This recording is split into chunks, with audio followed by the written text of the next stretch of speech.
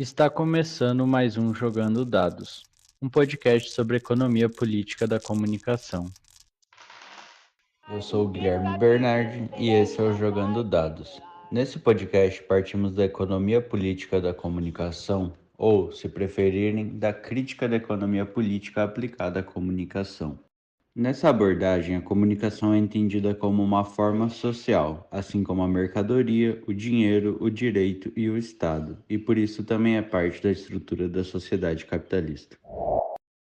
Continuando a série que tem como objetivo apresentar e discutir os artigos publicados no dossiê temático Mapeamento da Economia Política da Informação, da Comunicação e da Cultura, Contribuições Históricas e Perspectivas para o Futuro, que foi coordenado por Anderson Santos e Manuel Dourado Bastos na revista Epitique, neste segundo episódio voltamos a falar com Carlos Figueiredo, que é professor da Universidade Federal de Sergipe e que já esteve conosco nos episódios 3 e 4 para falar sobre a precarização do trabalho jornalístico e a crise da empresa jornalística, respectivamente.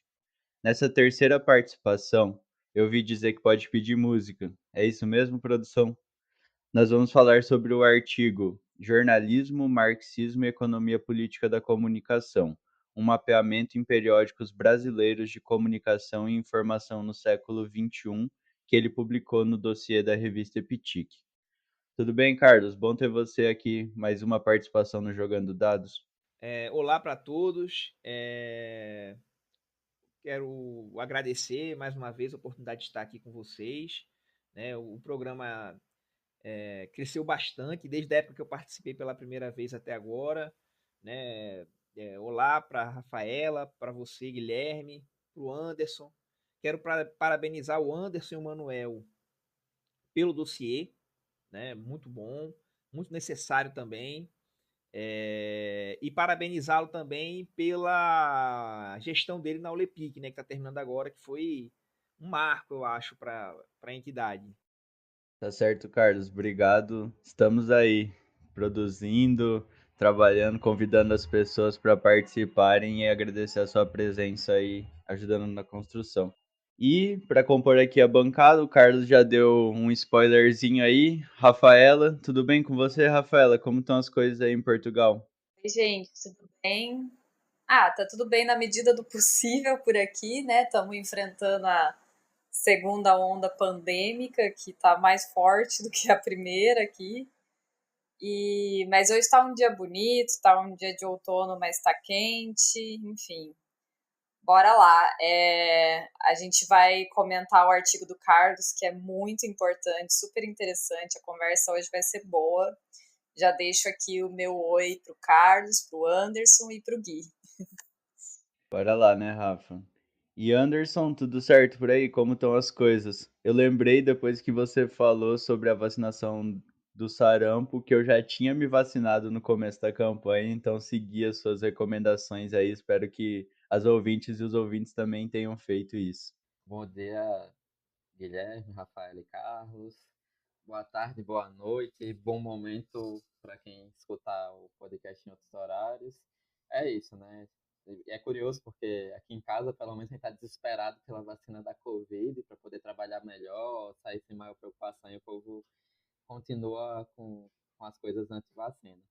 Mas vamos lá, vamos para o episódio, nem vou falar muito porque tem muita coisa para falar sobre este artigo.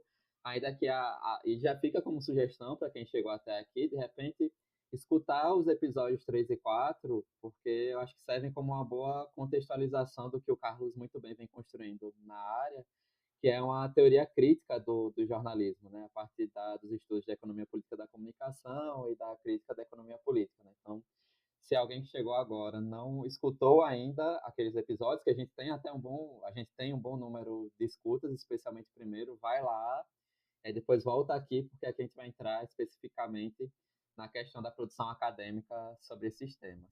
Vamos lá. Isso aí, né? E foram episódios bem interessantes, porque algumas coisas também o Carlos recuperou, tipo as questões do Fordismo e da precarização. Mas eu lembro que naquele momento a gente chegou a comentar sobre o cercadinho lá do Bolsonaro, que foi algo que deu uma diminuída, acho que também por conta da pandemia, né? Bom, mas vamos lá. Carlos, o levantamento que você realizou para o artigo é para além de periódicos ou eventos específicos da economia política da comunicação. Você pode explicar o porquê disso e exatamente qual o procedimento metodológico aplicado para caso alguém queira reproduzi-lo? Guilherme, eu fiz o seguinte: o objetivo, né, era fazer um levantamento dos estudos sobre jornalismo que tinham como base a EPC, né, como marco teórico. Né? Então, a ideia inicial era fazer uma análise de conteúdo, né? Levantar o material, fazer a coleta, depois de lido todo o material que eu coletasse, separar, né, as coisas que eu, que eu, que eu coletei antes, escolhendo palavras-chave, né, lógico, que iam guiar a minha coleta, mas eu tinha que ler para ter certeza, não bastava ter as palavras, né? E separá-los em categorias, certo? Fazer um levantamento de que periódicos publicaram aquele material, né? Quais são os temas de cada material, construir essas categorias de análise, certo? E fazer o levantamento lá seguindo a análise de conteúdo, a autora que eu segui foi a Laurence Bardin, né? Bem, o que eu fiz? Quando eu fui fazer esse levantamento, certo? Eu busquei 4 palavras-chave para levantar quantos artigos foram publicados em periódicos nacionais de comunicação e informação sobre jornalismo que fossem que trabalhassem a partir do marco teórico da economia política da comunicação, do marco teórico metodológico da economia política da comunicação. Então, eu escolhi 4 palavras-chave, né? Na verdade, são 4 conjuntos de palavras-chave. Uma busca que eu fiz, certo? Foi economia política da comunicação e jornalismo.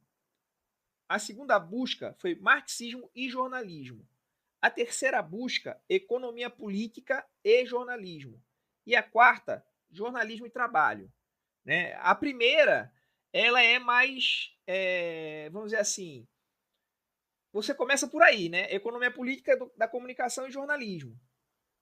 Só que, muitas vezes, o autor, ele não fala que está na economia política da comunicação, que está usando o marco teórico metodológico da economia política da comunicação, mas ele está usando termos ali como marxismo, enfim, economia política, né?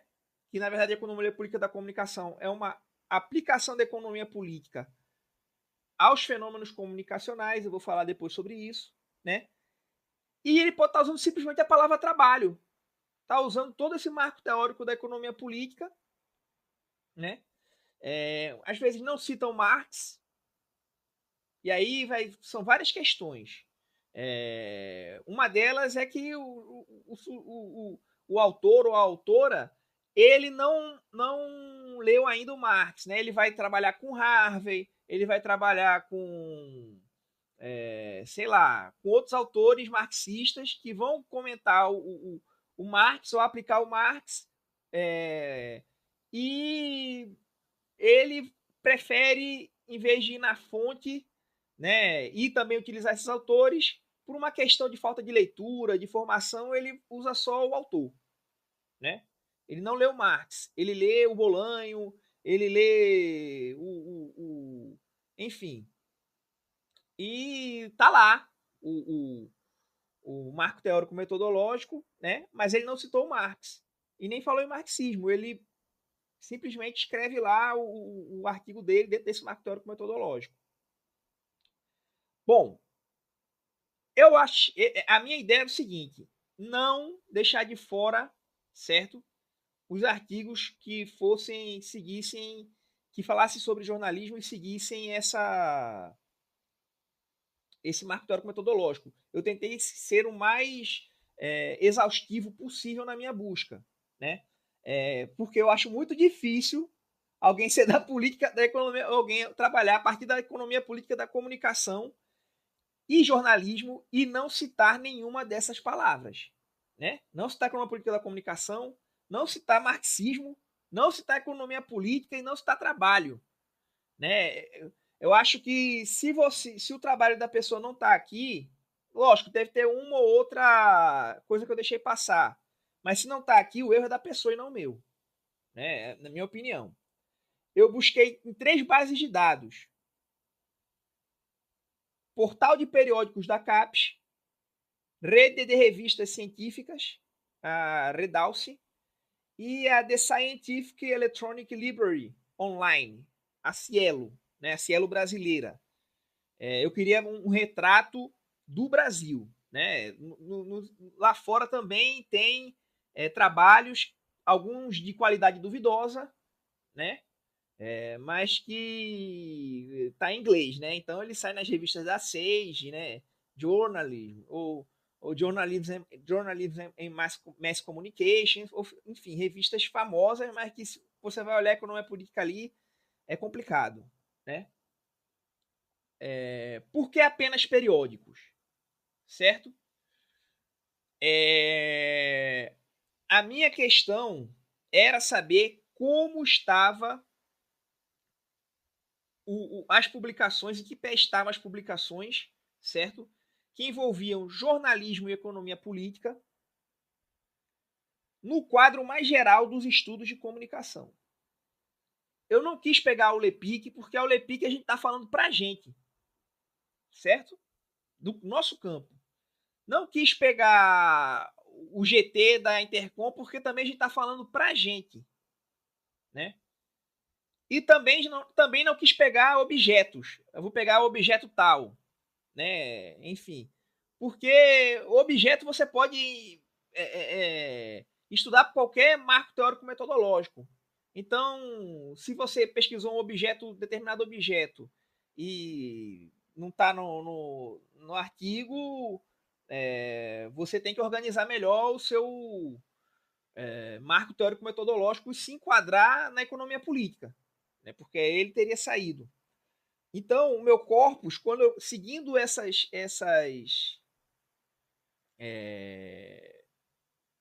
e também tem um marco temporal, eu queria fazer no século XX, certo? Eu publiquei um outro artigo com o César, um paper, né, para SBPJ, para uma comunicação coordenada, falando sobre as teorias marxistas e a identidade do jornalista no Brasil. E a gente percebeu que havia um hiato, né, de estudos marxistas em jornalismo, que é lá desde o Genro e do Ciro Marcondes Filho, né, aquele momento ali na década de 80, até um trabalho que saiu em livro, que foi uma tese orientada pelo Sérgio Caparelli, se eu não me engano, e a autora é a Virgínia Pradelina Fonseca, que se transformou em um livro chamado Indústria das Notícias. E a tese foi de 2005 e os artigos dela começaram a sair em 2006. Então, ela, né, no caso, com a tese, e depois, em 2006, com os artigos que ela escreveu, e também tem artigo do Bolanho, né, do Valério e outros sobre o tema, em 2007, que vão abrir de novo essa porta para aproximar o marxismo dos estudos de jornalismo. Então eu queria fazer no século XX. Outra coisa também, republicações, certo? De artigos que envolvam marxismo e jornalismo, né, de autores brasileiros que são da década de 80, 90, na verdade da década de 80, tem alguns artigos do Genro que saíram na Estudos de Jornalismo e Mídia. E também artigos traduzidos de autores estrangeiros não fazem parte do corpus, porque não estava dentro do meu objetivo, que era ver em que pé andava os estudos de EPC que tinham como objeto o jornalismo, certo? Então foi esse o meu meu método de coleta, né? E foi assim que eu cheguei nesse corpus de 38 artigos. Acho que sim, Carlos. E a gente vai deixar o link também do artigo, se o pessoal quiser ler lá, você também deu uma explicada no texto, né? Deu uma explicada não, né? Você explicou no texto como fez e algumas coisas. Acho que é um caminho bem interessante de pesquisa, né, Anderson? Pensando uma proposta bem interessante, pensando naquilo que vocês comentaram no episódio passado sobre a necessidade de realizar levantamentos assim, né? Sim, Guilherme. Importante porque eu falei no episódio passado, né, que trabalhei em algumas análises, mas muito específicas sobre a produção em APC, até por conta de interesses, enfim, né, da proposta realizada nos momentos que eu fiz isso e pela questão de quantidade de pessoas mesmo, enfim, né, entre outras coisas. Mas a proposta do Carlos é muito importante, pensando que a gente teve o primeiro ano do GT, o Grupo Temático de Economia Política do Jornalismo, o histórico de estudos empíricos ou teóricos sobre jornalismo a partir da economia política da comunicação, né, que falou já do grupo comum da Universidade Federal do Piauí, liderado pela professora Jaqueline Dourado, mas assim, até observando os dados do levantamento feito pelo Carlos, a gente vê produções de César Bolan e Valério Britos, acho que a gente vê nos anos 2000, e eu estava observando a Revista Brasileira de Ciências da Comunicação, na revista da Intercom, e já tem do César Bolanho já nos anos 90, se eu não me engano, alguma publicação para tratar de jornalismo, as mudanças com novas tecnologias e tudo mais. É um objeto que já teve um conjunto de produções em outros momentos, e algumas produções, como o Carlos coloca até no início do artigo, né, alguns livros que se propunham a ser a fazer até uma análise marxista, ainda que você tenha momentos diferentes desse tipo de produção sobre jornalismo, enfim, influências diferentes dependendo de cada etapa histórica das universidades e da pesquisa no campo da comunicação. Então, a pesquisa dele acaba ajudando para que a gente tenha uma observação mais ampla, como ele bem explicou, porque sai não se trata apenas da revista Epetic, né? Trata também de outros periódicos específicos, ainda que desses 38, 10 sejam da revista Epetic.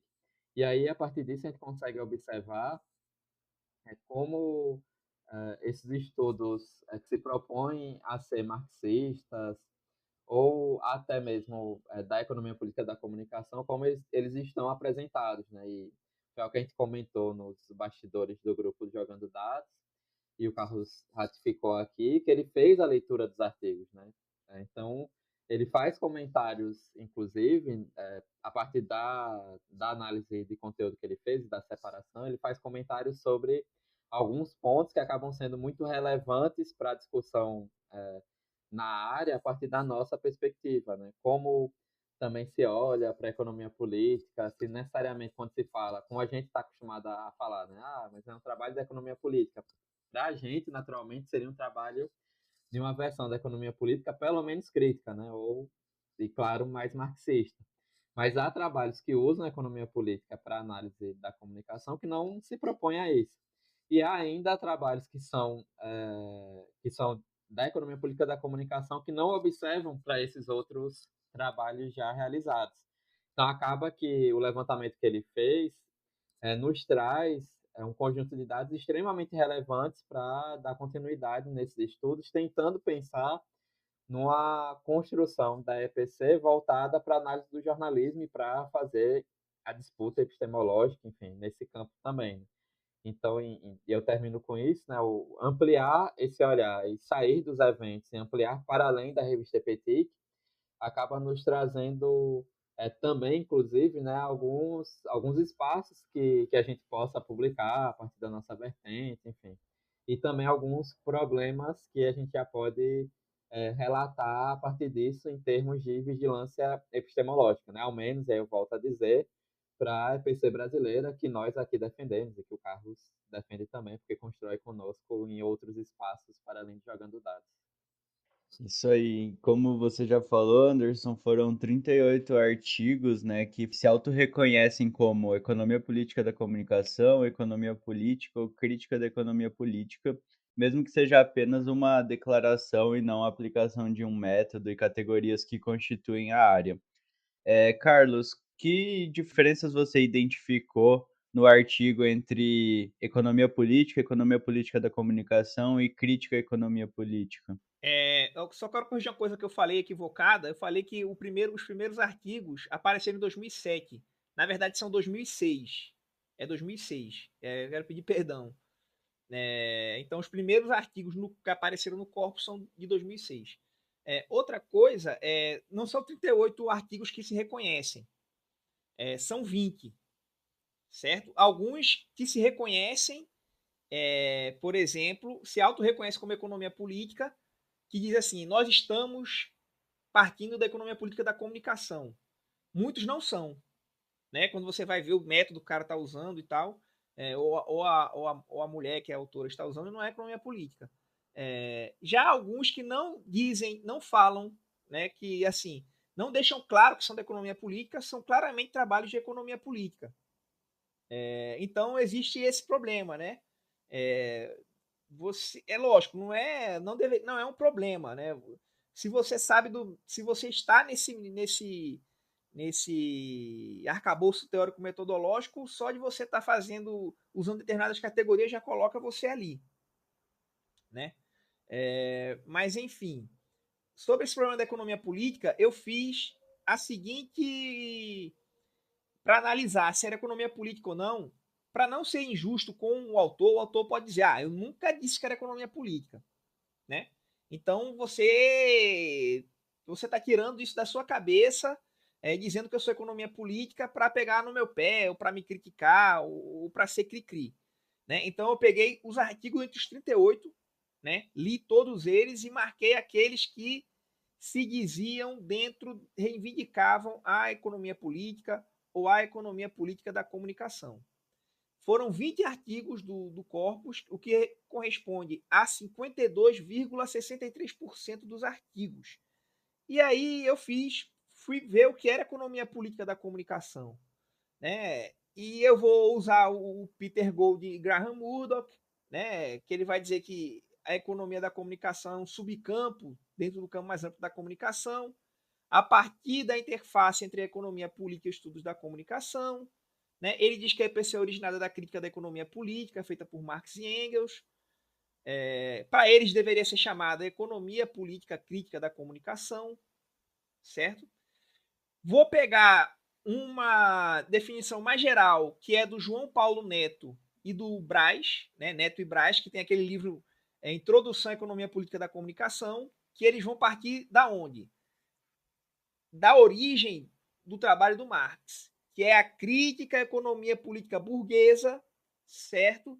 Que dizia que o trabalho é a fonte de todo o valor, certo? Então, a categoria central da economia política é o trabalho. Uma discussão muito legal que vocês tiveram aí no Jogando Dados é justamente que definição de economia política a gente vai adotar, né? Uma que a gente usa muito hoje é a do Mosco, né? A gente não, né? O pessoal do campo. Só que essa definição é muito problemática, porque ele diz lá que é muito generalista, né? Que a economia política trata das relações de poder simbólicas, políticas e tal, né? Econômicas. E aí o pessoal, muita gente coloca essa definição e usa qualquer relação de poder que tiver ali, você fala que está falando de economia política. Só que quem estuda Foucault usa Foucault como marco teórico metodológico, né? A arqueologia Foucaultiana, né? A genealogia, certo? Foucaultiana também, eles vão tratar de quê? Relações de poder. Então, eles são economia política, né? Lógico que não foi isso que o Mosco quis dizer, mas dá-se margem para isso, né? Então, eu fui pegar nessa essa conceituação mais dura, né, mais geral do João Paulo Neto, ou seja, a economia política é a economia política crítica, ou a crítica da economia política, né, tal como iniciada por Marx e Engels, é a crítica da da economia política burguesa e tem como centro, né, como vocês já disseram aqui no Jogando Dados, a sociabilidade, né, guiada pelo valor. O valor, certa produção de valor,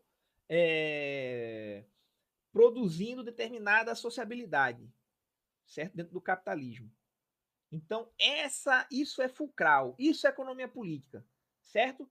Eu respeito quem usa o Gramsci, quem usa o Polanyi, outros autores marxistas, mas a economia, os estudos culturais os originais, né? Os primeiros estudos culturais, né? Com Raymond Williams, enfim, com o Edward Thompson, mas aquilo ali não é economia política, é marxismo, certo? Mas não é economia política. Porque o Marx tem um trabalho além da economia política, da economia política, que é em que ele usa o método do materialismo histórico. Né? Enfim. Então, as pessoas confundem marxismo com economia política, com crítica da economia política. Bem, então, eu fui pegar esses artigos e olhar as definições, certo? E tem alguns ali, uns 4 ou 5, que eles são mais complicados. Né? Que tem um, por exemplo, que o autor usa uma definição que é mais ligada ao neoclassicismo, que na economia, na comunicação a gente chama de economia da mídia, ou media economics, né? Que eu vou dar aqui a conceituação do que seria media economics ou economia da mídia, né? Pelo Pickard, que é o principal autor dessa vertente, que é a análise de como as empresas de comunicação preenchem os desejos e necessidades das audiências, anunciantes e sociedade com recursos disponíveis, ou seja, desejos e necessidades. Você já está indo aí para a teoria marginal, né? Do valor, a teoria marginalista, né? Que já é o neoclassicismo. Né? Eu sei que a gente não vê isso dentro do curso de comunicação, o que dá vazão a você dizer que a economia política é qualquer coisa. Né? Isso é um problema da nossa formação. Né? O autor vai estudar os tabloides, né? E ele vai fazer uma economia política do tabloide que vai se ocupar, segundo ele, da oferta e demanda da informação e chama isso de economia política. Eu acho isso é quase uma ofensa para quem é da economia política da comunicação. Eu me senti ofendido quando peguei o artigo, sabe? O autor tem que pegar os manuais, sabe? Ele não é problema ele dizer que é neoclássico. Olha, eu sou da economia da mídia, eu sigo o Pickard, entendeu? Que é diferente da economia política. Eu não sei por que raios ele chamou isso de economia política dos tabloides, sabe? E também não sei como isso foi aprovado, né? Lá no periódico, entende? Enfim. Uma outra que é mais problemática também são 3 artigos que em todos eles estão o mesmo autor, né? Você pode ir lá olhar no texto, em que ele vai analisar a formação do jornalista, em outro ele vai analisar as rotinas, em outro artigo ele vai analisar as disputas acadêmicas entre a SBPJ e a Compós, e vai tentar fazer isso, para mim ele nem tentou, a partir da economia política da comunicação. E aí ele diz que numa nota do artigo dele, ele fala que está dentro da economia política da comunicação. Na nota não, ele fala isso na introdução, e numa nota ele fala: estamos dentro desse marco teórico metodológico porque nós estamos seguindo as discussões de Marcos Dantas, Bolanho e outros autores lá da economia política da comunicação, só que você não vê isso, nenhum conceito discutido dentro do artigo. Né? E também foi aprovado o artigo, sabe? Então, isso é muito problemático, certo? Em um desses artigos, ele vai analisar as análises das disputas políticas dentro do campo acadêmico da comunicação em volta da formação do jornalista. Né? E aí ele vai usar uma definição do Mosco, que eu já falei aqui, que vocês já criticaram também num programa, né? Que é muito ampla, muito generalista e problemática, para discutir as relações de poder entre SBPJ e Compós. Que a Compós defendia a formação generalista, entre aspas, né? Porque você tinha 2 anos com disciplinas mais ligadas às humanidades, à formação geral, e tinha e dentro desses 2 anos você já tinha disciplinas específicas e tinha 3 anos só de disciplinas específicas do jornalismo, né? Então não era tão generalista assim, né? Bem, ele vai dizer que a Compós estava correta. A Compós não, a SBPJ, porque a SBPJ estava a favor dos jornalistas. Isso daí é algo muito discutível, né? Porque eu acho que essa formação, a formação sendo você tendo mais disciplinas de humanas ou tendo mais disciplinas ligadas ao jornalismo, voltadas para o jornalismo, não muda muito o papel, nem muda a especificidade da profissão, né? Você, em qualquer dos casos, você vai aprendendo a escrever, sai aprendendo a escrever um lead, a fazer uma passagem, a apurar, a produzir um texto, uma matéria jornalística em televisão. Eu aprendi tudo isso, certo? No curso. Né? Algumas coisas eu não usei e esqueci. Foquei muito em ensinar o texto jornalístico, né? Que eu trabalho mais. Mas eu aprendi tudo isso. Sua pesquisa gerou o seguinte resultado. Ah, meu Deus. Desculpe aqui, o telefone falou sozinho, né? Um fantasma hoje esse telefone, esse Android. O assistente aqui falou. Bem, então eu acho que não muda muito a formação, acho que ela só piora, vou falar isso depois, ela só torna o jornalista menos capaz de utilizar as ferramentas de outras ciências que são importantes para você apurar e analisar a realidade, né? Não muda em nada o caráter de exploração do trabalho dele pelo capital, certo? Porque as empresas continuam contratando jornalistas formados, né? Continuam explorando ele, não importa como é a formação na universidade. Eu ainda acho que isso favoreceu as empresas, né? Porque o cara ainda vem, vamos dizer assim, melhor treinado, né? E ele, o pensamento dele, melhor treinado no aspecto técnico e vamos dizer assim, o conhecimento geral dele, em que ele pode pensar o mundo, certo? A partir de outras ferramentas que vêm de ciências sociais, falta a esse jornalista. Como eu já senti ministrando disciplinas práticas. Né? Vou falar um pouco dessa experiência depois. Mas quanto à economia política, aos autores se situarem dentro dessa tradição, foi esses os problemas que eu encontrei. Os mais graves, né? É isso. Tá certo, Carlos. O celular aí ouvindo a gente jogando dados respondeu, mas acontece. E Rafaela, a gente sempre com as suas participações tem trazido essa comparação, né, com o norte do globo.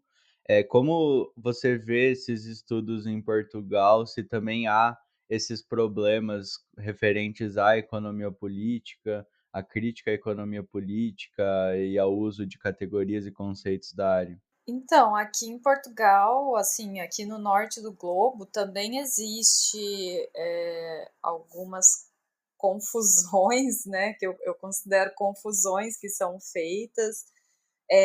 Primeiro, existe uma tentativa muito forte de desenvolvimento de uma ciência mesmo da comunicação configurada, né, nesse conceitual de ciência, né, que eu já acho que pode ser um pouco problemático, mas nessa tentativa o que acontece é que muitos autores, pesquisadores, professores daqui do Norte querem uma interdisciplinaridade, mas também às vezes colocam alguns impedimentos metodológicos porque acreditam que algumas coisas fujam da área, né? E acabam sendo empecilhos para essa configuração científica, vamos dizer assim. Então eu percebo que aqui os estudos de jornalismo e de comunicação são muito focados em dados, o pessoal tem muito conhecimento em como usar as ferramentas, né? E sabem fazer um volume de datificação muito alto, né? Mas que com isso as teorias, enfim, eu acho que aí existe uma pequena confusão. Aí uma coisa que eu percebi muito quando eu cheguei aqui, assim, e que tá no texto do Carlos e que eu achei assim super relevante, super importante, já meio que apresentou na fala dele, é justamente explicar a raiz, né, de onde que vem a ideia de economia política, esse estudo, e de onde que vem a crítica. Quando a gente pensa em economia política, a gente está falando de Adam Smith, de David Ricardo, né, desses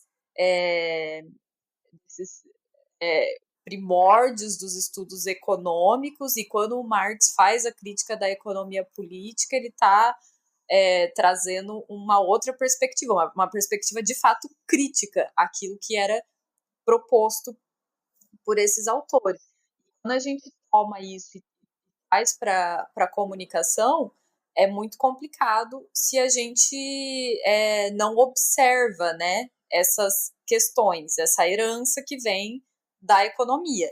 E aí o Carlos até coloca no artigo que essa economia política clássica depois foi virar mesmo os estudos econômicos burgueses e etc e tal, e que quando a gente usa a raiz da crítica, a gente está usando sim a perspectiva marxista, não tem como fugir dela.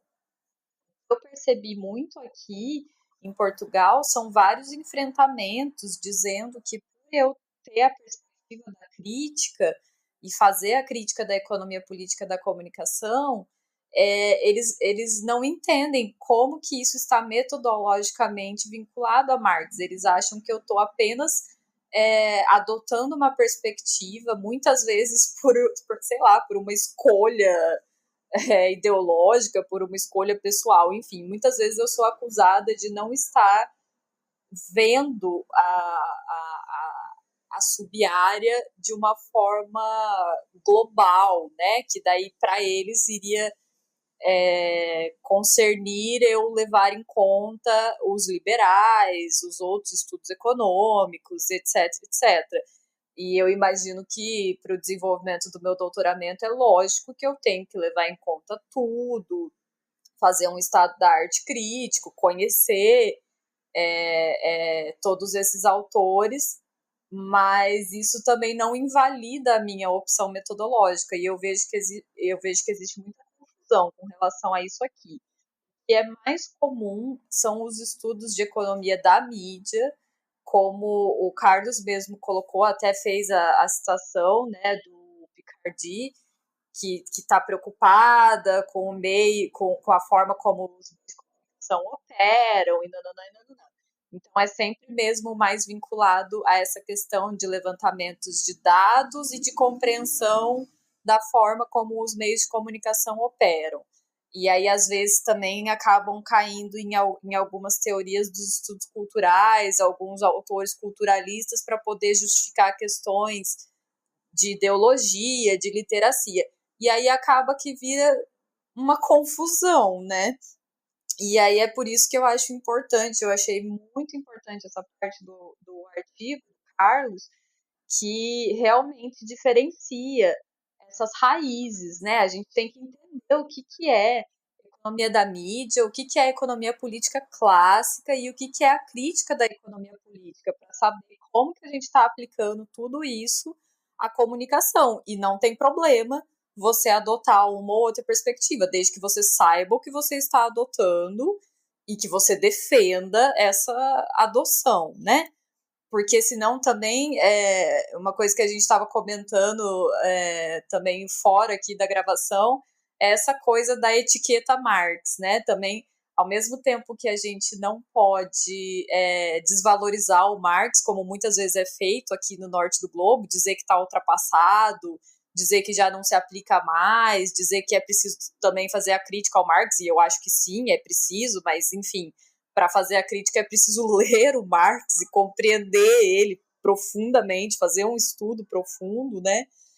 Mas ao mesmo tempo também que existe essa rejeição ao Marx, também existe meio que a etiqueta Marx, que muitas pessoas, acho que principalmente no Brasil, gostam de adotar essa ideia, eu sou marxista, eu tenho uma perspectiva marxista, mas que também, assim como os que rejeitam, esses também muitas vezes não fazem a leitura correta, apenas coloca ali a etiqueta ou cita os autores, como o Carlos falou, né? Mas não trabalha com a metodologia. Então, você cita lá o Bolanho, que é um ícone da economia política brasileira, né, da crítica da economia política brasileira, mas não tenta entender a metodologia que o Bolanho adotou, né? E todo o estudo que ele fez prévio para poder chegar onde chegou, o tal do passo atrás, né, que ele teve que dar. Enfim, tudo isso que o Carlos e o Anderson mais ou menos já comentaram, mas é importante fazer essa distinção, porque a gente está criando uma confusão no subcampo em que parece que tudo vale e em que parece que são só questões de opinião ou de adoção de um método ou de outro por simpatia, por empatia, e não é isso que a gente faz nos estudos acadêmicos, nos estudos científicos. A gente precisa, né, ter uma seriedade nessa adoção de métodos. Isso aí, Rafael, acho que bem interessante a sua fala. São algumas questões que a gente vem discutindo, né, sobre método, sobre aplicação, sobre ler mesmo, né, estudar. Acho que esse lance do rótulo que você falou e também de se filiar como seguindo um campo, uma linha teórica, mas nunca leu o autor e tal, tipo, pensando no Marx mesmo, ou referenciar, mas não aplicar o método, né? Não, sou marxista, mas eu vou usar aqui algum conceito que eu acho que é algo que também aparece no artigo que o Carlos colocou lá, né? Acho que eu lembro de hegemonia agora. A impressão, Carlos, quando eu terminei de ler o artigo, é que a grande maioria dos trabalhos mapeados não são propriamente de economia política da comunicação. E recentemente a gente teve no oitavo encontro da Olipic Brasil a realização do primeiro GT de economia política do jornalismo. Quais caminhos você vê para a construção de pesquisas e debates visando a formação de uma base teórica que constitua um campo do tipo economia política do jornalismo? Olha, na conclusão lá, eu faço a seguinte afirmação, né? Diante dos erros de método, até de conceituação do que é economia política, certo? Existe aí um problema de formação, né? Esse boom, né? Porque ninguém estava pesquisando jornalismo a partir do marxismo, era muito raro, né? Esse boom se deve, em primeiro lugar, à precarização do trabalho do jornalista, né? Foi muito acelerada no século XXI, né? A partir do século XXI. Se acelerou demais, já vinha acontecendo, mas as tecnologias novas, softwares, internet, acelerou muito. Tanto que o primeiro trabalho é sobre isso, que é o da Virgínia Praderina Fonseca. E ela é que dá o start, né, nesses estudos, apesar dos limites do trabalho dela, né, limites teóricos, metodológicos, de análise, enfim. Mas ela é um trabalho muito importante que, inclusive, serviu para eu fazer o meu. Né? Eu parti dali também, parti do que ela estava falando. Em parte, né? O que falta, e que eu vejo em muitos trabalhos, é uma falta de estudar o marxismo desde a graduação. Certo? O marxismo na comunicação é a escola de Frankfurt, certo? É um Gramsci, vá lá, no máximo um Gramsci aí, ou aquela coisa, aquela vulgata, né? Que a leitura pós-moderna faz no marxismo. O marxismo ficou ultrapassado, e aí veio o pós-estruturalismo, e toda aquela baboseira, né, que vocês aprendem na teoria, nas disciplinas de teoria da comunicação, né? Então, quando o aluno vai no mestrado, no doutorado, e até um pesquisador sênior, tentar se apropriar daquilo ali, ele comete erros que não são, que para mim são inadmissíveis, certo? Então, eu acho que deveria ter na graduação uma disciplina de economia política da comunicação. Se é um tema que está crescendo tanto e que as pessoas estão se voltando para ele, né? Creio que deveria se cuidar disso, da formação desde a graduação.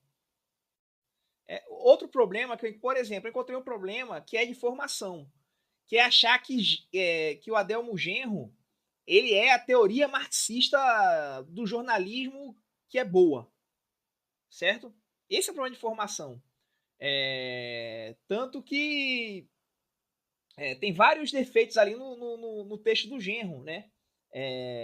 Por exemplo, o Genro ele trata o jornalismo, a estética do jornalismo, do texto jornalístico, e a própria empresa jornalística enquanto mediadora, né, de uma forma histórica, né, como se fosse uma conquista da humanidade que não pode mudar mais, que tem que ser mais ou menos naquele formato, só mudando algumas coisas, certo?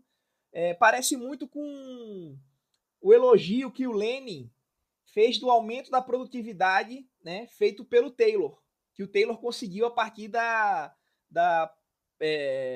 do controle do tempo e do movimento do trabalhador, né? Que aquilo ali é uma conquista da humanidade e que o trabalhador soviético teria que adotar aquilo ali, né? Porque aquilo ali iria levar a União Soviética à glória, né? Enfim, tratando aquilo ali primeiro, aquilo ali se baseava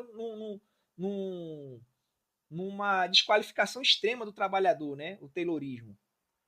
Então, o caso do Genro é muito complicado, porque o Genro diz que a estética do jornalismo, certo? Que o jornalismo propõe de analisar a singularidade do fato, certo? E a partir dessa singularidade, o jornalismo residiria nessa capacidade de fazer de ser um conhecimento a partir da singularidade dos fatos, residiria a capacidade emancipatória do jornalista. Não. A capacidade emancipatória, o potencial emancipatório do jornalismo reside no fato de que ele é feito por trabalho humano, certo? Que possui as suas contradições. E o trabalho intelectual ele é ainda mais contraditório, porque os limites dele é a subsunção, como diz o Bolanho, né? São maiores do que o trabalho, do que outros tipos de trabalho, manual e etc. Né? Que são mais facilmente substituídos por máquina, né? Esse tipo de trabalho, por maquinaria, por softwares, etc. O trabalho jornalístico, o trabalho intelectual é mais complicado de ocorrer essa substituição. Então, por exemplo, se eu pegar aqui a questão do Valério, né, do padrão tecnoestético alternativo, né? Então, eu acho que o jornalista ele deve ter a capacidade de experimentar um novo padrão tecnoestético, né?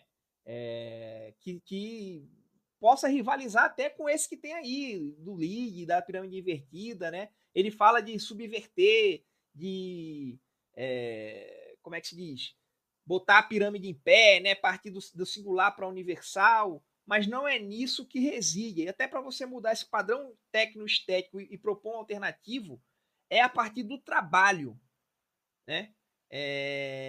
Então, eu creio que o Genro ele é uma vulgarização. Apesar dele partir do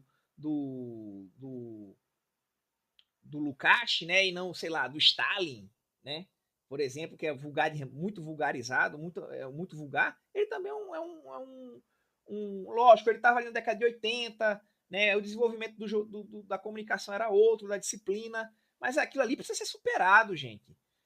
Tem inclusive um artigo que o autor reclama que o genro é domesticado, mas o genro é domesticado justamente porque pelas fraquezas dele, certo? Por isso que o Eduardo Medic pode falar de conhecimento do jornalismo, falar do genro, sem falar da questão do trabalho jornalístico ser explorado pela empresa jornalística, certo? Porque o genro do trabalho dele dá espaço para isso, certo? Então não é culpa do autor mais liberal da teoria do jornalismo que pega o genro e domestica ele. É culpa do próprio genro, certo? Você não, é muito difícil você domesticar o trabalho do Bolanho, por exemplo, o meu trabalho, né, o trabalho do Rui Sardinha, porque a gente segue o método, a gente segue a teoria, certo? O arcabouço teórico metodológico, que não é o caso do Adelmo Genro, que eu respeito muito, mas é um marxismo, enquanto marxista, eu acho aquilo ali problemático. Enquanto teórico do jornalismo, eu acho que dá para aproveitar. Carlos, eu acho bem interessante a sua crítica ao Adelmo Genro Filho, porque talvez tenha sido o meu primeiro contato assim com um texto que eu peguei meio para ler por conta de marxismo e jornalismo. A gente até estava comentando no episódio retrasado, né, na economia política da comunicação pelos estudantes, quando a gente falou das nossas aproximações.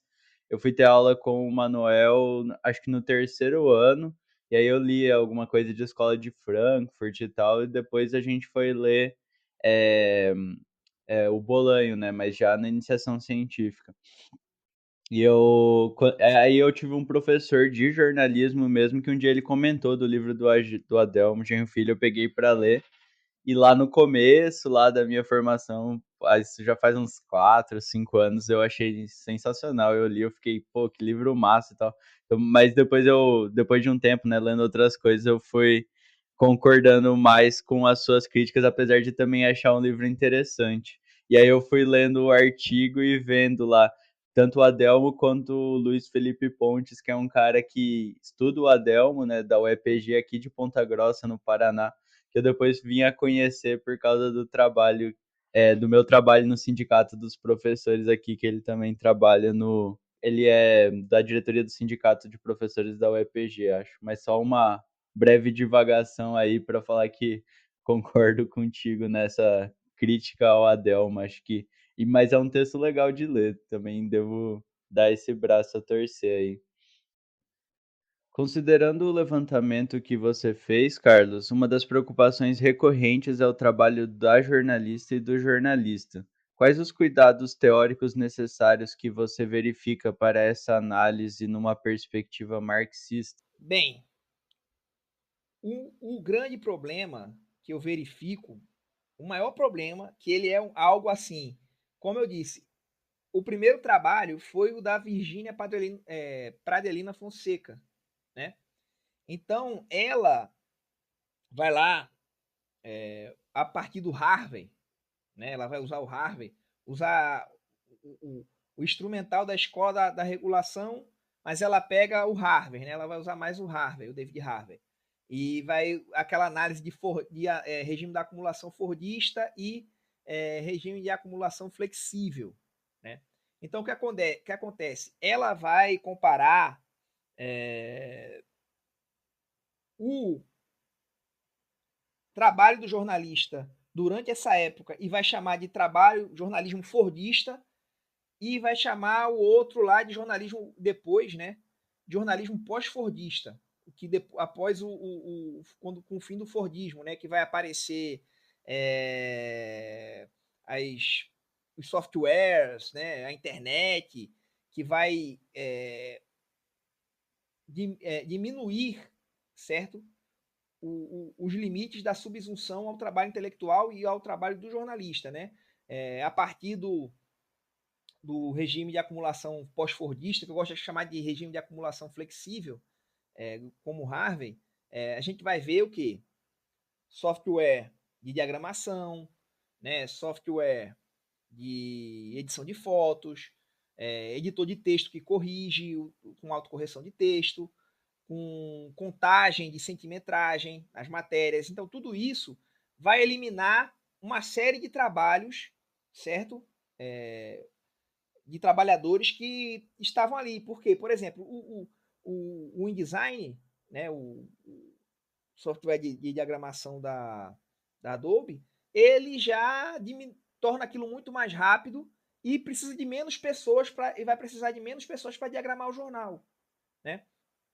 O Photoshop, né, o edição de imagem, ele vai tornar o processo de edição de imagens mais rápido e vai precisar de menos pessoas menos trabalhadores e trabalhadoras para fazer a edição de imagem. Então isso vai expelindo. O InDesign, por exemplo, né, ele simplifica o trabalho de diagramação do jornal e permite que haja menos diagramadores, né, que o jornal empregue menos diagramadores. O Photoshop simplifica o trabalho de edição de fotos e permite que o jornal empregue menos pessoal nesse momento da produção do produto, né? Além disso, a internet, a digitalização permitiu que o jornalista, né, faça ao mesmo tempo pautas para diferentes, vamos dizer assim, meios da mesma empresa, certo? Então a empresa que ela tinha uma integração, já era integrada verticalmente, certo? Tinha um rádio,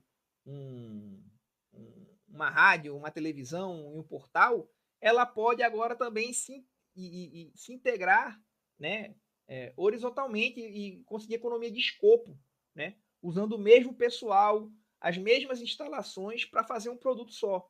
Então, tudo isso vai aumentar o exército de reserva de jornalistas, vai sobrecarregar os jornalistas e, além disso, tem também a questão das métricas, que está muito presente, né, graças à internet, ao acompanhamento em tempo real, que causou modificações nos critérios de noticiabilidade. Então, são essas mudanças aí que a gente vai ver no jornalismo após o fim do Fordismo, né, que é a partir de uma crise geral ali na década de 70. Qual é o erro da Virgínia Pradelina Fonseca? Ela diz que nessa época do Fordismo, o trabalho na redação era fordista, porque existia uma linha de produção imaginária e compara isso ao trabalho fordista. Eu acho isso muito problemático. Por quê? Ela está comparando o trabalho fordista, o trabalho jornalístico, a um trabalho extremamente que passou por um processo brutal mesmo de desqualificação. Tá lá no Braverman, certo? Tá lá a crítica também no Benedito Moraes Neto, que ele mostra. Ele vai criticar essa coisa de dizer que todo trabalho era fordista na época do regime de acumulação fordista, né? O trabalho do jornalista, o que aconteceu no trabalho fordista automobilístico, que é o paradigma, né? Bem, primeiro, o Taylor, ele conseguiu repartir o trabalho a partir dos movimentos e do tempo dos trabalhadores. Por quê? Antigamente, algumas áreas, siderúrgica, por exemplo, elas eram, e a indústria automobilística, elas eram quase que artesanais, eram trabalhadores extremamente qualificados. E isso diminuía a produtividade, porque o trabalhador ele tinha um controle muito grande do seu próprio trabalho, certo? Então ele marcava passo, ele fazia no ritmo que ele queria, ele era um trabalhador muito difícil de encontrar. Então o que o Taylor fez? Ele foi trabalhar numa indústria siderúrgica e percebeu estudou como seus colegas trabalhavam e construiu um método de dividir o trabalho a partir dos movimentos e do tempo. Então ele particionou o trabalho de uma forma ínfima. O que aconteceu? Qualquer um podia fazer aquela parte ali do trabalho com um treinamento rápido e ele expelia a subjetividade do trabalho. Certo? Isso não acontece no jornalismo. O que acontece no jornalismo é divisão do trabalho que já existia na manufatura, lá que o Marx vai falar, né? Inclusive, é uma manufatura que tem lá no Capital, que é muito parecida com a manufatura heterogênea, que ele dá o exemplo do relógio. Né? No relógio, na manufatura do relógio, existiam vários trabalhadores que faziam cada pedaço daquelas engrenagens e eles eram extremamente tinham conhecimento pleno de fazer cada parte. Eles eram especializados, altamente especializados em cada parte. Que é o que acontece com o jornalismo na época do Fordismo, no regime de acumulação fordista, e acontece em certa medida até hoje. Né? O jornalista, ele tem alguma liberdade, certo? Tem liberdade para escolher que perguntas vai fazer, tem liberdade para escolher o enquadramento da sua notícia, o fotógrafo tem liberdade para escolher do que vai tirar foto. Agora, existe o controle dentro da redação, que isso já tem na teoria do jornalismo, né? que é para diminuir justamente a idiosincrasia do trabalho jornalístico, né? Para aumentar o controle, seja ideológico, seja de produtividade do trabalho. Né? Aí tem a ideologia da profissão, né? Que ela vai atuar nisso, entendeu? Que tem vários. A ideologia do profissionalismo tem vários pontos em comum com a ideologia liberal, apesar dela ser algo importante para o jornalista, porque ela pode utilizar essa ideologia para ele pode utilizar essa ideologia para se defender das pressões externas e internas, certo? No trabalho dele. Os manuais de redação também, como você escreve, etc. e tal, são uma forma de controle.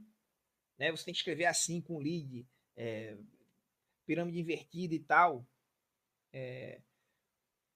A linha editorial é outro controle. Né? E você e o jornalista, como diz o Warren Breed lá no controle social na redação, você, para conseguir subir na carreira, você tem que, e não perder o emprego, você acaba indo se conformando aos poucos aquilo ali. Né? Também tem o trabalho do Solost, que ele vai, John Solost, que ele vai mostrar também como o profissionalismo é uma forma de controle. Né? Então tem vários trabalhos nesse sentido, né? Que vai mostrar esses pontos. Então, quando você compara o trabalho do jornalista ao trabalhador fordista, que está lá como é que se chama? Que está lá na esteira apertando um parafuso, você está dizendo que o jornalista não é profissional, em hipótese alguma. É um erro. Você colocar profissional, certo? E trabalho fordista na mesma frase, na mesma teorização, é um absurdo, é um erro muito grande. Entendeu? Mas muitos autores, como o trabalho da Virgínia Fonseca foi inaugural, as pessoas foram seguindo aquilo ali que ela falou, não fizeram a crítica.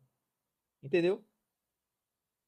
Não foram lá ler o Harry Braverman, não foram ler a Escola da Regulação com Cuidado, né? Não foram ler o próprio Marx, não foram ler, enfim, o Benedito Moraes Neto. Né? Então, a gente comete ainda esse erro dentro do nosso campo de jornalismo, assim, desde 2006, né, que saiu os primeiros artigos dela. É um erro muito comum e que eu notei assim em muitos trabalhos do corpus que eu coletei, certo? Eu acho que é um dos erros mais preocupantes, né? Porque você compara maçãs com bananas, você compara o trabalho lá fordista automobilístico com o trabalho do jornalista, né? Que é um trabalho quase que uma manufatura. Por isso que eu chamo em vez de jornalismo fordista, chamo de jornalismo manufatureiro. E jornalismo pós-fordista, como não houve o jornalismo fordista, eu chamo de jornalismo flexível, adotando a ideia do Habermas de chamar de regime de acumulação flexível. Né? Enfim. Outro ponto também sobre trabalho é dizer que essas mudanças elas estão ameaçando o papel de jornalismo de quarto poder, de... como é que se chama? De cão de guarda do Estado, do governo, e todas essas coisas que são parte da ideologia do profissionalismo. É uma ideologia que sustenta os grandes conglomerados, certo? De que o jornalismo é um quarto poder, de que o jornalista é um vigia. O jornalismo é parte do sistema, gente. Entendeu? O jornalismo, ele, de certa forma, ele... como é que se diz? Ele é um dos pontos de sustentação ideológica do sistema capitalista desde do Fordismo, do pós-guerra, né? O jornalismo de responsabilidade social, certo? Então, a gente dizer, eu acho que são jornalistas que têm que produzir e pensar em novos modos de se fazer jornalismo. E não esperar que o Estado melhore as leis trabalhistas ou que o Estado vai regulamentar a profissão, porque isso não vai acontecer. Essa separação entre capital e Estado é coisa de liberal, certo? Isso não existe na teoria marxista, certo? Não existe capitalismo sem o Estado. Então, por exemplo, a questão do diploma, infelizmente, eu acho que muito dificilmente vai haver uma volta ao que era antes, certo? Então, a gente tem que tomar posse da ideologia do profissionalismo e não deixar na mão dos conglomerados. A gente tem que construir novos métodos de se fazer jornalismo, porque é o trabalho do jornalista que constrói isso. Não é a empresa que media, entendeu? É o trabalho, como diz o Adelmo Genro, de uma forma muito reducionista e muito pobre.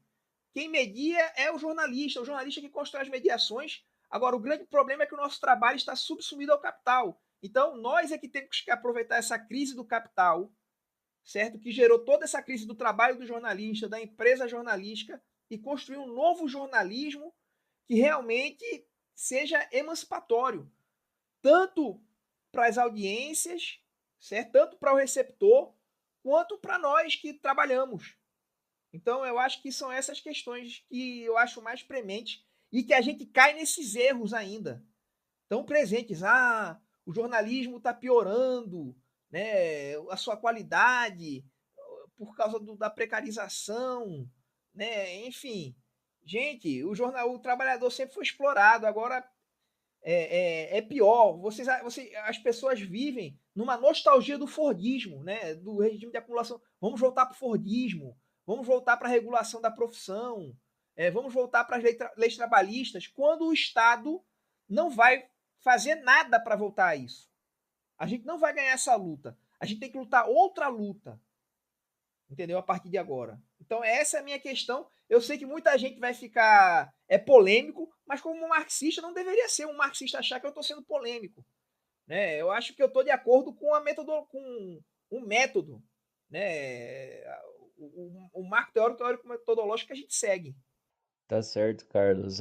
Acho que não é polêmico aqui, pelo menos pra gente aqui da bancada. A gente colocou várias dessas questões, acho, nos episódios nos quais a gente tratou de regulação e de atuação do Estado mesmo, né? Acho que essa nostalgia do Fordismo tá lá também. Você comentou isso nos outros episódios nos quais você esteve aqui no Jogando Dados. E eu acho bem interessante essa questão da regulação do diploma, que como as vagas estão cada vez mais precarizadas ou inexistentes, né? Fala aqui de Londrina, no caso, que, sei lá, as últimas 2, 3 turmas de pessoas formadas na Universidade Estadual de Londrina, que eu conheço mais, uma delas é a minha, basicamente ninguém foi incorporado em redação, porque não existe essa vaga de trabalho, né? E aí, como se essa regulação de um diploma ou alguma coisa fosse resolver um problema que é essa contradição entre capital e trabalho. Então, às vezes até me parece que é, de certa forma, regular o desemprego, né? Tipo, ó, eu sou desempregado, mas eu sou jornalista, o meu diploma vale e tal. Mas, enfim, acho que interessante isso que o Carlos falou, né? De caminhos para pensar uma construção aí de um campo que também é uma coisa que vocês têm tentado fazer na economia política do futebol, né, Anderson? Como que você vê essas construções de campo aí, mas hoje sem futebol, que a gente já tratou em outro momento, vamos falar aqui do jornalismo mesmo. Vamos lá. Não, acho que o Carlos traz uma série de ponderações extremamente relevantes, né, sobre a construção, pensando que o desafio para você, inclusive, Guilherme, que faz parte da nova diretoria da Olympique Brasil, do próprio Carlos, que faz parte junto com o Manuel, que preside com, enfim, toda a diretoria, fazer com que esses grupos temáticos da entidade virem grupos de discussão, grupos de pesquisa, literalmente, né, no sentido de discussão, estudos, enfim, troca de referência e tudo mais. Né? E aí, para a gente fazer uma disputa, volto para a minha primeira resposta, né? Para a gente fazer uma disputa dentro de entidades específicas que estudam jornalismo, o caso da Sociedade Brasileira de Pesquisadoras e Pesquisadores em Jornalismo, acho que tem uma Associação Brasileira de Professoras e Professores de Jornalismo também. Enfim, é necessário que a gente tenha algum conjunto de coisas que nos identifiquem enquanto economia política da comunicação, né? O que o Rui falou na mesa de encerramento, sobre a questão do método, enfim, como algo que seja esse elemento de construção conjunta, às vezes até mesmo diferente, para além da visão crítica sobre o objeto, né, da crítica da mídia no capitalismo, que está lá na definição do Valério Brits que a gente apresentou no episódio sobre o que é a EPC. E aí, nesse processo, eu acho que a gente tem um conjunto de desafios. O primeiro é esse, né, de as pesquisadoras e pesquisadores que estudam jornalismo aqui no Brasil, a partir da economia política da comunicação, saibam fazer essa revisão de literatura do próprio Brasil e a gente não trabalhe com invisibilidades, né? Que pegar o exemplo de como a gente tenta trabalhar. Então, quando eu fui escrever para um dos livros sobre economia política do jornalismo, eu fui ler os livros anteriores, né, para ver o que eu poderia ajudar, pegar no fichamento, enfim, para o objeto que eu pretendia. Quando eu escrevi também outros momentos do mesmo jeito. O jornalismo não é meu objeto de estudo, não é meu observável, ainda que ao estudar direito de transmissão de eventos esportivos passe também por isso. Né? Então, assim, eu fui observar quem fazia isso. Agora, com os artigos de parceria do Carlos também, né? Reforcei algumas leituras e fui ler outras coisas. Então, esse é o primeiro processo que a gente precisa fazer, né? Tentar considerar quem constrói essa área. Então, é o grupo comum na UFPI, é o grupo Economia Política da Comunicação da PUC-Rio, né? Liderado pela professora Patrícia Maurício, é o Pedro Aguiar, especificamente nos estudos sobre agências de pesquisa, Karine Prevedel nos estudos específicos sobre telejornalismo, enfim, e o próprio Carlos, né, que não à toa está aqui como referência nesses estudos. Então, a gente precisa conhecer esta área e tentar construir a partir disso. Acho que esse é o grande desafio que o GT tem a partir de agora, né, de ter uma base em comum e dialogar muito mais do que competir dentro, até porque, enfim, é uma área contra-hegemônica. Então, se a gente competir entre nós, vai ser uma disputa fratricida, né? Literalmente. Aí, depois disso, a gente tem que trabalhar com isso para buscar aquilo que o Carlos falou em outras respostas, sobre a questão de como fazer com que, eu diria até que nem os estudos marxistas eu nem tenho esse otimismo que seja possível colocar dentro da comunicação, mas a economia política da comunicação ser considerada na ementa das disciplinas relativas a teorias da comunicação. Né? Então, isso é importante porque só a partir dessa construção coletiva, inclusive politicamente nos nossos espaços, é que a gente vai ter uma observação maior, né, uma difusão maior, inclusive, das diferentes perspectivas sobre os estudos de jornalismo na economia política aqui no Brasil. Eu acho que esse é o desafio, de depois ser considerada uma teoria que, apesar de ser interdisciplinar, está na comunicação, mas também, né, que tenha disciplinas ligadas à economia política da comunicação na grade, né, no conjunto do projeto político-pedagógico da área de comunicação. Para isso, a gente precisa ter um mínimo de unidade. E aí, depois disso, a gente vê o que consegue evoluir em termos da construção que a gente defende aqui no Jogando Dados, que é de uma leitura sobre jornalismo que tenha uma base marxista. Eu acho que são passos diferentes, porque na prática, o nosso campo, eu acredito, né, aqui no Brasil, observando, a gente não tem um vínculo com o marxismo, né? Tem um vínculo com a visão crítica sobre a comunicação ou com autoras e autores marxistas, né? Mas a gente não tem necessariamente essa preocupação com método, totalidade, enfim. Então, por isso que, em termos estruturais organizacionais, a gente precisa seguir passo a passo para poder avançar, né? Para poder ter um planejamento em curto, médio prazo, para que a área possa avançar e que a gente possa fazer a disputa quando estiver em espaços mais amplos, né? Sejam os periódicos específicos sobre jornalismo ou em eventos acadêmicos que sejam mais generalizados sobre os estudos de jornalismo. Então, com essas sugestões, ideias e problemas aí para o desenvolvimento dos campos, a gente vai encerrando o episódio aqui. Queria agradecer muito, Carlos, pela presença aqui pela terceira vez no Jogando Dados. Foi um episódio bem interessante e recomendar às ouvintes e os ouvintes que leiam o artigo, vai estar aqui na descrição do episódio. Então, obrigado, Carlos. Se tiver mais alguma coisa que você queira falar, acrescentar, fica à vontade. Obrigado por me convidarem para o podcast. Gosto muito, né? Tanto que eu incorporei muitas coisas aqui que vocês falam e tal, na discussão, na questão do Estado. Eu já tinha opinião parecida, mas incorporei o que vocês vêm falando sobre regulação e tal. Enfim, sobre o conceito da conceituação que vocês fizeram no programa lá do que é economia política, né? Então, é um trabalho muito importante para o campo. Uma última coisa que eu quero dizer aqui é que eu não sou contra, certo, a obrigatoriedade do diploma do jornalismo. Eu só acho que é uma disputa perdida, né? Se você for pensar nas características da crise do regime de acumulação que a gente está vivendo. É uma batalha perdida. Eu acho que a gente tem que gastar nossas energias em frontes que a gente pode vencer, né? Então, é isso, pessoal. Só deixando esse final aí da minha fala. Obrigado, Carlos. Acho que é isso, né? Me parece que a discussão do Estado, ela, nos modelos de regulação, a partir dos regimes de acumulação, é bem por aí. É uma disputa que parece bastante perdida, não que ela não seja importante. Rafaela, obrigado pela participação aí com a gente, trazendo sempre os comentários diretamente de Portugal. Obrigado pela participação. Obrigada, gente. Adorei estar presente nessa conversa hoje. Achei que foi muito rica e também reitero o convite aí para todo mundo ler o artigo do Carlos, ler toda essa edição da revista EPTI, que está super interessante, super importante para a gente entender a nossa área de estudo.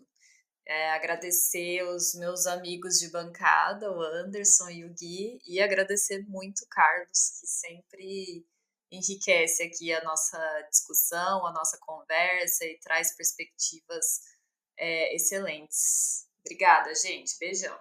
Obrigado, então, Rafaela, pela participação e um obrigado pro Anderson também. Mesmo com as internets aí nos boicotando, deu certo gravar mais um episódio do Jogando Dados, hein? Sim.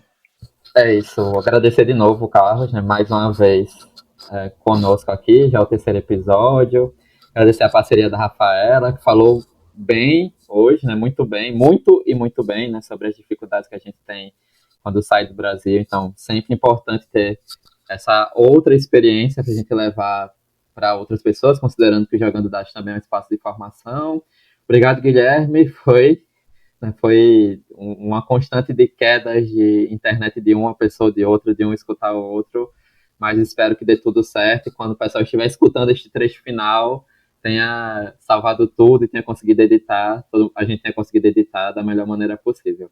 É isso, até a próxima, a gente vai seguir, né, a partir de agora, com a série sobre o mapeamento. Então, virão outros artigos e outros temas para discussão aqui.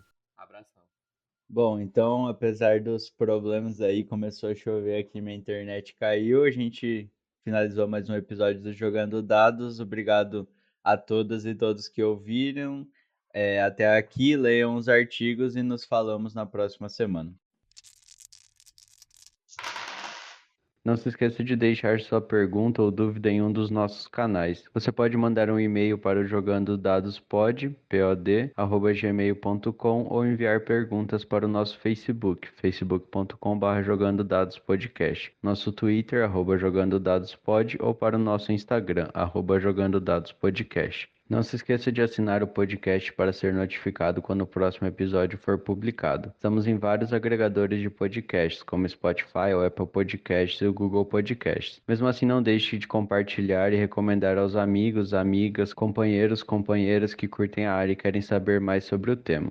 O Jogando Dados é uma produção da parceria Cubo-El, Laboratório de Estudos sobre Comunicação e Crise do Capitalismo da Universidade Estadual de Londrina, e CPCom-UFAL, Crítica da Economia Política da Comunicação da Universidade Federal de Alagoas. A arte que ilustra o podcast é de Davi Fiuso. As artes para a divulgação e as atualizações das redes sociais são de responsabilidade de Gabriela Fernandes Silva.